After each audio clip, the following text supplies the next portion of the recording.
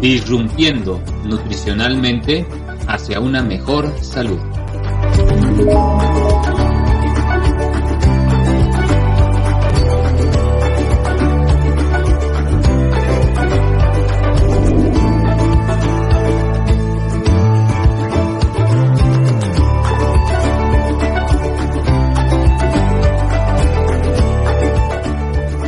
Disrumpiendo nutricionalmente hacia una mejor salud.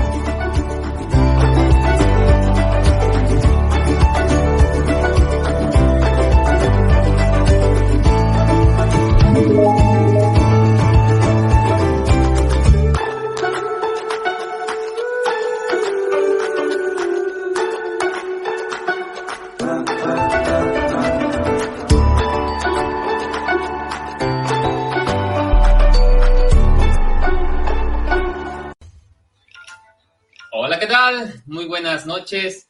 Sean bienvenidos a esta ya nuestra quinta temporada en la tercera emisión o el tercer episodio.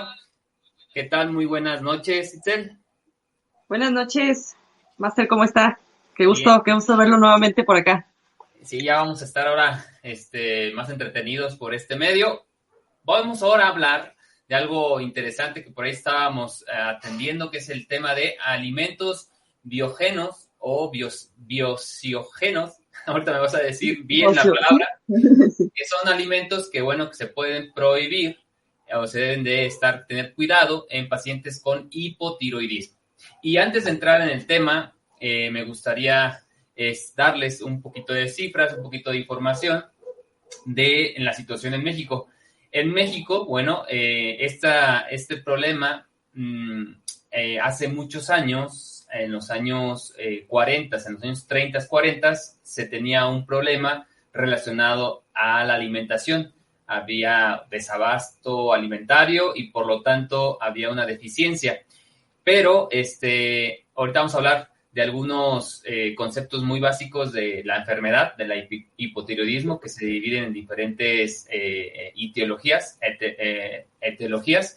es primaria, secundaria y terciaria, pero en este caso les hablaba de la parte histórica de nuestro país en México, que en los años 40 se tenía un problema de caso primario, que era la deficiencia de yodo en la población, principalmente infantil.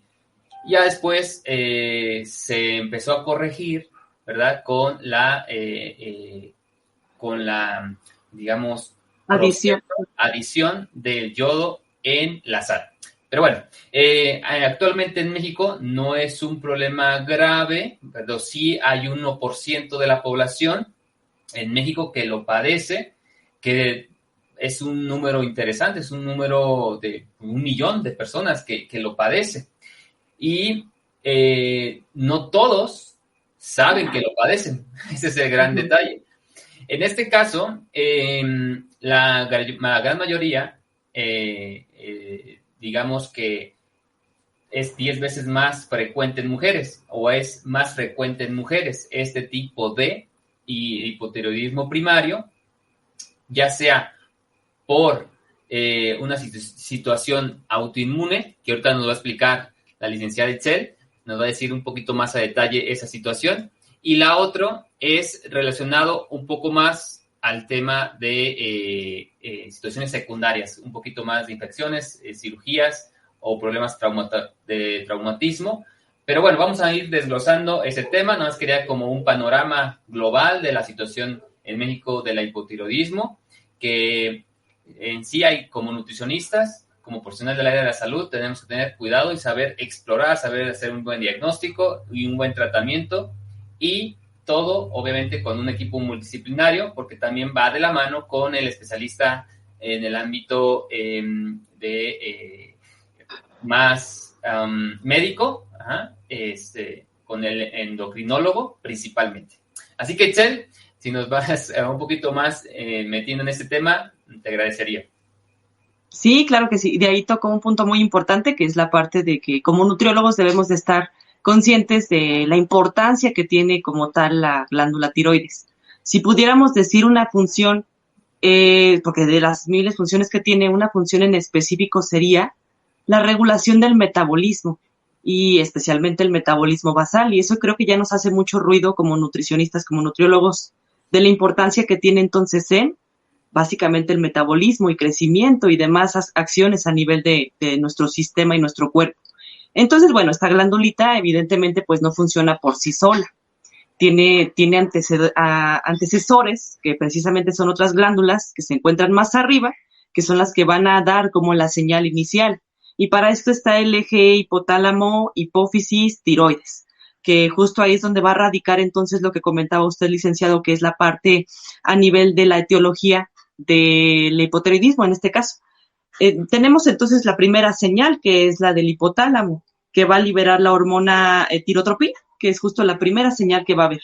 De ahí se estimula la hipófisis para entonces producir la TSH, que es la hormona estimulante de la tiroides, la cual va a mandar ahora sí directamente la señal a la tiroides para que produzca sus dos hormonas principales, que son la T3 y la T4, especialmente la T4, que es la que tiene función a nivel de diagnóstico. Entonces, bueno, pues ya teniendo esto en cuenta, vamos a ver que, como comentaba usted, licenciado, la parte de la clasificación en este sentido de los tipos de hipotiroidismo, en este caso, que vemos el hipotiroidismo primario, secundario y terciario, como ya mencionaba, y que esto tiene que ver con la localización del defecto, por así decirlo, en este caso. Que bueno, el hipotiroidismo primario tiene que ver con el deterioro a nivel directo en la glándula, como tal en la tiroides. El hipotiroidismo secundario tiene que ver con deterioro a nivel de la hipófisis un poquito más arriba. Y finalmente el hipotiroidismo terciario ahora sí tiene que ver con lo más arriba, que es justamente a nivel hipotalámico. Y pues ya con sus respectivas hormonas que está segregando cada situación.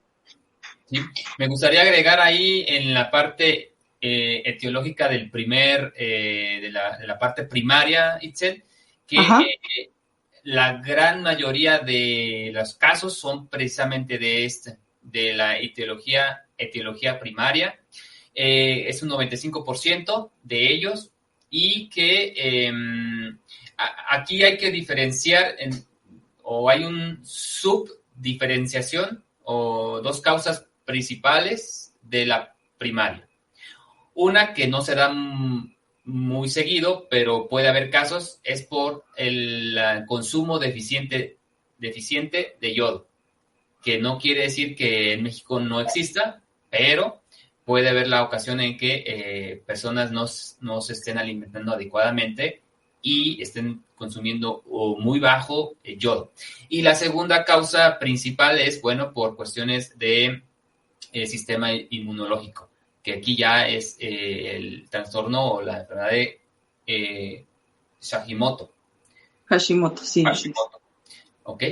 Entonces es como quería aclarar ese un poquito más detalle, aunque hay también en se dice que en la parte primaria también hay una situación también de por fármacos, también puede ser causa por fármacos, y la otra es por alguna situación de sistema inmune, pero derivado de una situación traumatológica. O sea, es que hay hubo un golpe, una cirugía, y ese tratamiento o esa situación provocó que tuviera un hipotiroidismo de nivel primario. Eso nada más. Sí, y bueno, de ahí lo que comentaba, que justo la deficiencia de yodo cada vez es menos común, pero pues sí, evidentemente hay zonas que son a lo mejor con menos acceso a este tipo de minerales y que, bueno, van a tener problemitas ahí. Y justo a reserva de eso viene lo de los alimentos bociógenos o bociogénicos, que en un momento más vamos a tocar ese tema, pero antes es importante sentar estas bases como lo que estamos comentando ahora. Y de ahí la parte de uno de los principales motivos causales, en este caso del hipotiroidismo primario, pues es la tiroiditis de Hashimoto. Estas tiroiditis que pueden ser, claro, de tipo autoinmune, por supuesto, de traumatismos, a nivel de infecciones. Incluso se detectó que posterior a lo que respectaba al COVID, un COVID exacerbado. Hubo situaciones en pacientes en las que se estuvo afectando la glándula tiroides y se hizo una tiroiditis, y en este caso, bueno, de Hashimoto. Y esta tiroiditis de Hashimoto casi siempre, y de hecho eventualmente desarrolla hipotiroidismo este tipo primario. Y ahí vamos a ver que en el hipotiroidismo primario, la T4, la hormona T4 que produce la tiroides, va a estar baja a nivel de laboratoriales. Ese es uno de los principales datos. Pero otro de los datos importantes es que la TSH va a estar elevada. ¿Por qué? Porque pues, naturalmente la hipófisis intenta compensar y se piensa el organismo en sí que nos está produciendo suficiente T4. Entonces manda señal para que se produzca. Lamentablemente donde está el defecto, pues es a nivel de la glándula, por lo que no se va a estar produciendo, así se produzca desde arriba demasiado estímulo. Entonces, en ese caso, pues sí es importante considerar esos factores causales para posteriormente tratarlos. Y de ahí, pues ya entrando en materia, a la parte de los alimentos bociogénicos o bociógenos, dependiendo de la bibliografía que se encuentre. Aquí, antes de comenzar con esto, sí quiero aclarar varios puntos importantes, porque se puede como malinterpretar en el sentido a cualquier otra población en sí. Este tipo de indicaciones pues son muy precisas, ¿no? Para pacientes que tienen alguna condición en esencia, en este caso el hipotiroidismo. Existen especialmente en los vegetales, que son pues organismos hasta cierto punto que tienen mecanismos para vivir en ese sentido, ¿no? Células vivas en general. Y claro, como todos tenemos mecanismos de defensas. En este caso los vegetales en sí también tienen ciertos mecanismos de defensa ante los depredadores, que somos nosotros y algunos otros animales, ¿no? En este caso. Entonces, a estos mecanismos de defensa se les llama como metabolitos secundarios. Son metabolitos que producen los vegetales para defenderse a la hora de que lo están cortando, de que se lo están comiendo, etc.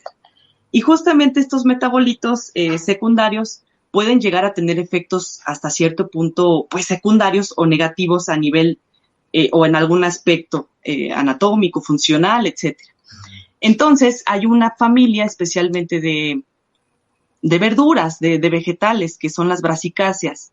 En el caso del hipotiroidismo, pues bueno, las brasicáceas les comento que es este umbral de verduras, por ejemplo, el brócoli, el coliflor, el repollo, coles de Bruselas, berenjena, rábanos, todo eso que huele, sabe parecido, bueno, pues pertenece a las brasicáceas, ¿no? Entonces, este tipo de vegetales produce o tiene en su estructura de sus células, que son justamente en el citoplasma, tiene algo que se llama glucosinolatos. Estos glucosinolatos, al entrar o al estar agredidos, en este caso que nosotros cortamos, quiero hacer un ejemplo del brócoli. Si nosotros tenemos el brócoli crudo y lo cortamos con un cuchillo, ya estamos haciendo una acción mecánica en la cual esta estructura de los glucosinolatos se rompe. Y al romperse, esta estructura produce algunas sustancias que entonces desempeñan algunos aspectos antagónicos del yodo, ¿sí? Que en este caso se les llama, es una enzima que se llama mirosinasa, la que se desprende al hacer el corte, por así decirlo, y esta va a producir otras sustancias a su vez, que son como el mecanismo de defensa ya tal cual, que es lo que va a producir algo que es la captación del yodo.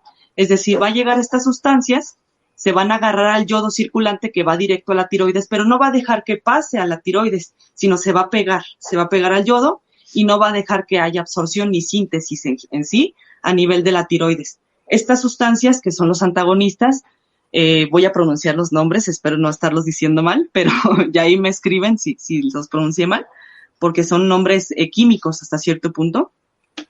Es oxalidin 2-tionas, ese es uno de ellos. Tiocianatos son otros productos que se provienen de esta situación. Y los isotiocianatos, que también son otras sustancias antagónicas propiamente del yodo, que son producidas con la parte mecánica al ejercer a este tipo de vegetales. Pero aquí viene algo muy interesante, que este tipo de sustancias, bueno, ahí sigo con el ejemplo del brócoli. Cortamos el brócoli, se produjeron estas sustancias, pero es evidente que no vamos a comernos el brócoli crudo. Entonces lo llevamos a cocción y en la cocción estas sustancias se inhiben y hasta ahí pensaríamos que todo está bien, que no se van a estar absorbiendo ni nada. Pero resulta que al nosotros consumir estos alimentos ya cocinados, llega a nivel intestinal y la microbiota intestinal se encarga de volver a activar este tipo de sustancias antagonistas del yodo. O sea, es como la materia no se crea ni se destruye, solo se transforma, y eso pasa exactamente en nuestro cuerpo. Entonces, en ese punto, pues la microbiota nos hace un favor ahí de volver a activar este tipo de sustancias, y por tanto, bueno, en el paciente con hipotiroidismo, pues no va a estar siendo una buena absorción de yodo. Y este es el segundo punto que quiero aclarar. No quiere decir que estos vegetales sean satanizados al 100%, que si yo, que no tengo hipotiroidismo, digo, no voy a volver a comer de los grupos de las brasicáceas porque me van a inhibir la absorción del yodo y me va a causar problemas en la tiroides. Para nada. Sin embargo, bueno, en los pacientes que ya tienen un problema a nivel tiroideo, están vulnerables en ese sentido y no podemos como atiborrar los demás problemas en ese caso. Entonces, lo que debemos dejar es que esté básicamente libre la absorción de yodo para que tenga todavía un poquito más de beneficio. Pero en un paciente sin ninguna situación de salud, pues obviamente que no va a generar ningún impacto, porque diariamente estamos consumiendo yodo, como lo comentaba usted, licenciado, a nivel de la sal.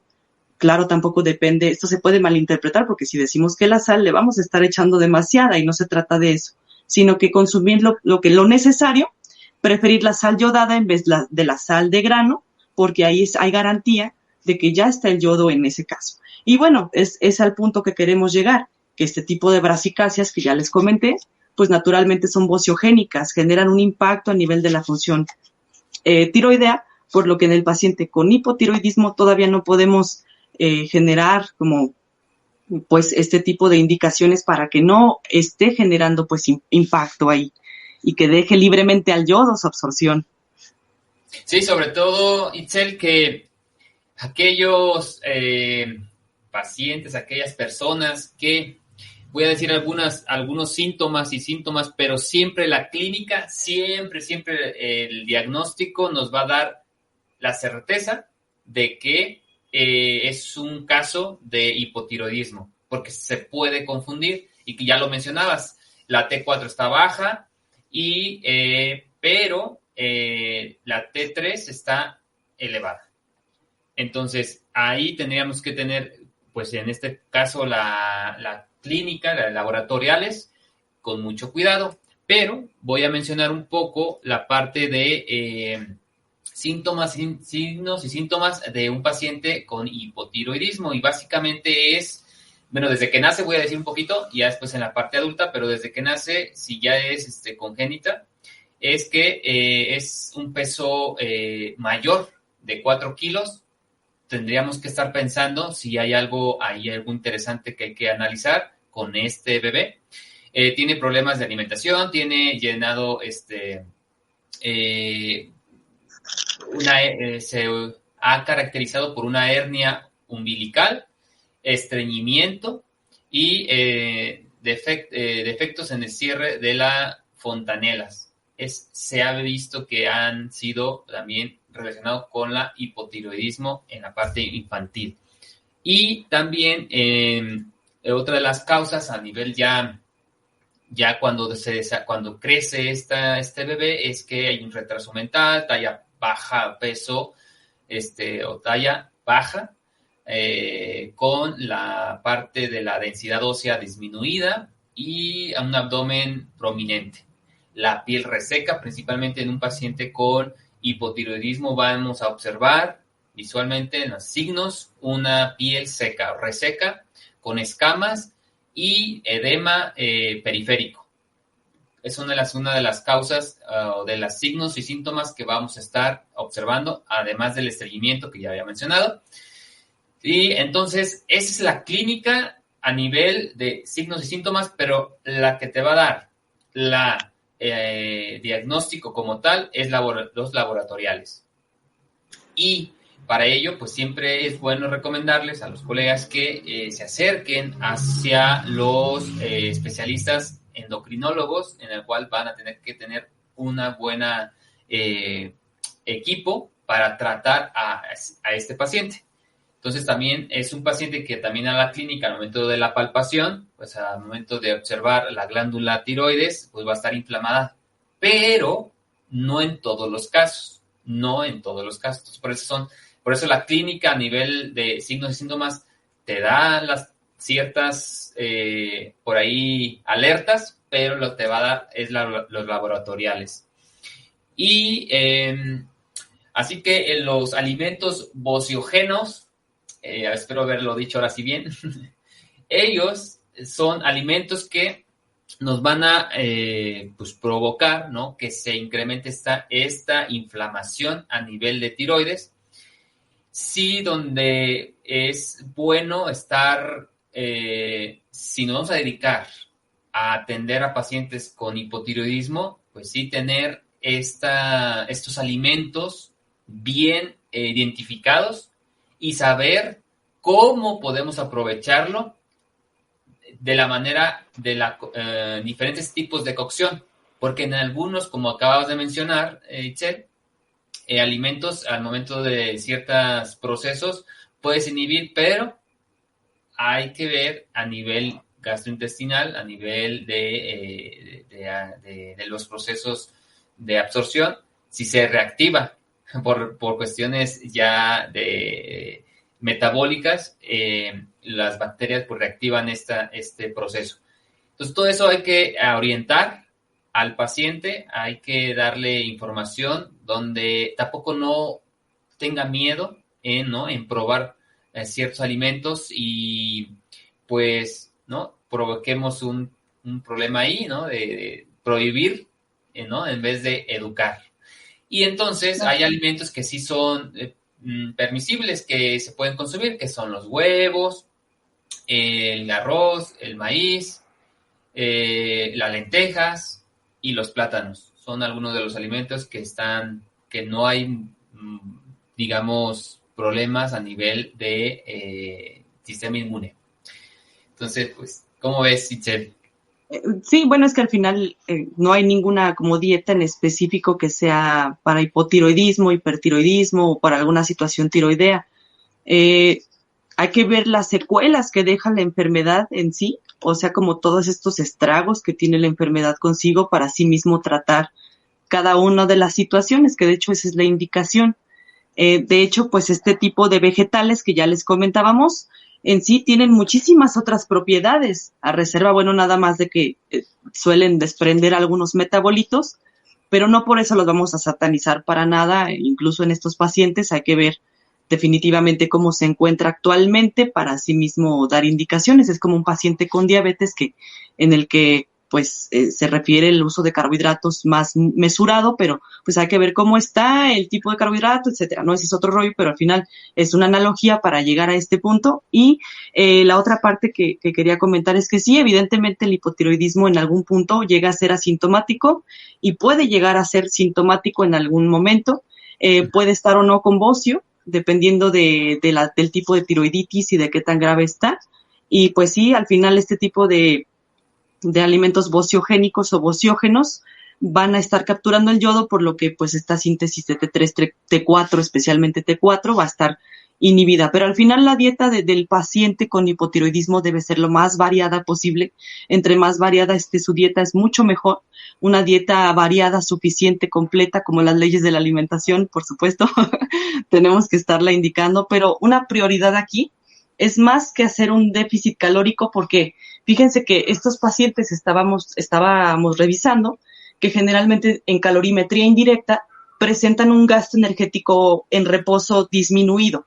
O sea que, por ejemplo, si el paciente llega a tener un gasto energético en reposo de 800 calorías, por ejemplo, y nosotros en el cálculo obtenemos 1200 ya con déficit a nivel teórico y demás, déficit calórico, y le estamos dando ese aporte cuando él solamente está requiriendo 800 calorías, pues naturalmente no va a tener una pérdida de peso como esperamos. Y ahí entonces la decisión no sería llegar a esas 800 calorías, para nada, porque podemos comprometer algunas otras cuestiones metabólicas y de nutrición. La intención ahí sería acelerar o estar como favoreciendo el gasto energético a partir de actividad. ¿Y cómo se logra esto? Pacientes con hipotiroidismo suelen tener un porcentaje de grasa mucho más elevado por sobre la masa muscular. Lo que tenemos que hacer es estimular el crecimiento muscular para que de forma natural, ustedes saben, el músculo es metabólicamente activo, para que haya entonces un gasto energético a nivel muscular y que estemos garantizando que su gasto energético en reposo se estabilice mucho más y que podamos otorgar un mayor aporte de calorías, de nutrientes, sin descompensar ninguna otra zona. Entonces, pues es eso, atender los estragos del hipotiroidismo, no olvidarnos del corazón, porque el corazón es uno de los más fregados en este caso y en cualquier otra enfermedad a nivel crónica, el corazón es el que más olvidamos y el más empeorado en este tipo de cosas, al igual que el riñón. Entonces, no hay que dejarlo a un lado, eso es lo que quería compartirles.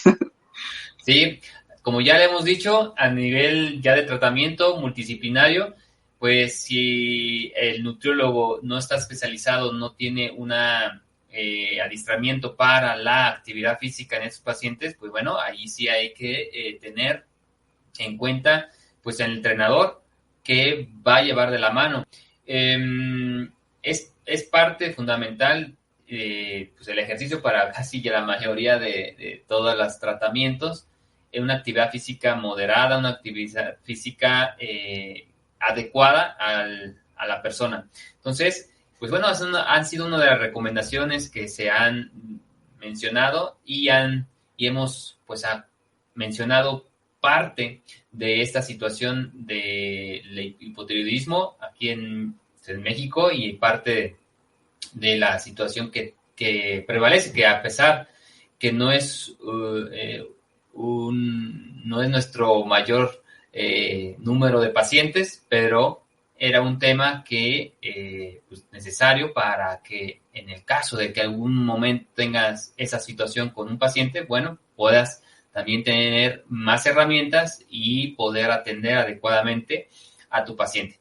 Así que, colegas, todos aquellos que deseen pues anunciar su información relacionada a su consultorio, a su proyecto, a su producto, etcétera, bueno, mándenos un video de 1 minuto, acuérdense, 1 minutito explicando ese producto, ese servicio, ese proyecto, y aquí lo vamos a anunciar al final para que pues se vaya dando, ¿no?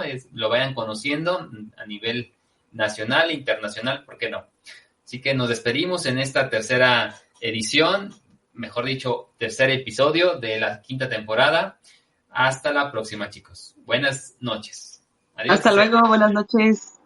Bye. Gracias. Hola, ¿cómo están? Soy Antonio Díaz, fundador de Emprende Healthy y de Nutricionistas Emprendedores, y también soy autor de los libros Sea un nutricionista de valor y Entrepreneur. Y por cierto, quiero recomendarte estas 2 lecturas, esta Biblia de la nutrición, porque en ella vas a encontrar el paso a paso para que tú puedas descubrir qué es primeramente la problemática en nutrición, en salud que vas a resolver y cómo puedes envolverla y empaquetarla de una manera bastante atractiva y relevante para tus clientes o pacientes, ¿sí? Y que puedan comprártelo. Es indispensable que puedas tener las bases y el conocimiento para llevar eso que tú sabes a muchas personas, pero no solamente local o nacionalmente, sino de manera internacional, de manera global. Entonces, no te puedes perder estas 2 lecturas, Sea nutricionista de valor y Entrepreneur. Y por otro lado, también tenemos un programa de formación especializada para nutriólogos y profesionales de la salud llamado Mentoring eHealth. En este programa, en este entrenamiento que dura 1 año, vas a tener desde las bases, la idea, las herramientas, el acompañamiento, ¿sí? Y el seguimiento para poder monetizar todo lo que tú sabes y por supuesto tener una infraestructura digital y si tú lo quieres también presencial. Entonces no te pierdas mis libros y la formación especializada del programa de mentoring, porque va a revolucionar completamente la manera en cómo ejerces tu profesión, y agradecer muchísimo el espacio a Socinum y a todo el equipo.